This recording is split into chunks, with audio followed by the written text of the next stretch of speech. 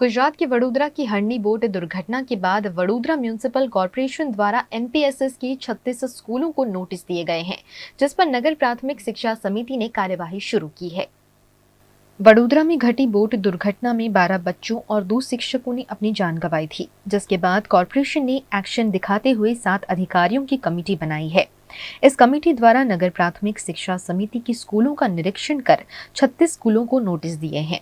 Notice मिलने के बाद नगर प्राथमिक शिक्षा समिति की शासन अधिकारी श्वेता पारगी ने इस पर कार्यवाही शुरू की है, जिसके तहत स्कूलों के प्रिंसिपल को भी नोटिस दिए गए हैं। कुछ स्कूलों की मरम्मत का काम आने वाले दिनों में शुरू कर दिया जाएगा, जबकि कुछ स्कूलों को मर्ज करने की कार्यवाही भी शुरू कर दी गई है। રૂબરૂમાં શાળાઓને જે મરામતની ગ્રાન્ટ આપવામાં આવે છે એ શાળાઓના નાનું મોટું સમારકામ થઈ શકે છે. આટલું મોટું સમારકામ એ ગ્રાન્ટમાંથી ન થઈ શકે એવો જવાબ મળ્યો છે.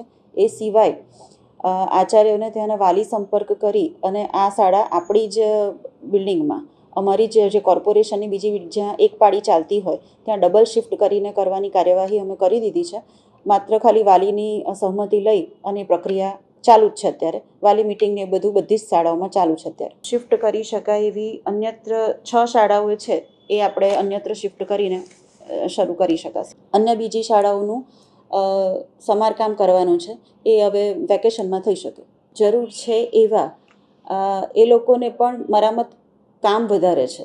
એ 60,000માં એટલું બધું નહીં થઈ શકશે. નાનું મોટું રિપેરિંગ જે સુધારવાનું બારીને બધું નકુચા ને એ બધું હશે એ સુધરી જશે એવું આચાર્ય તરફથી જવાબ મળેલ છે. એ ઓલમોસ્ટ 10-15 દિવસમાં પૂરી થઈ જશે.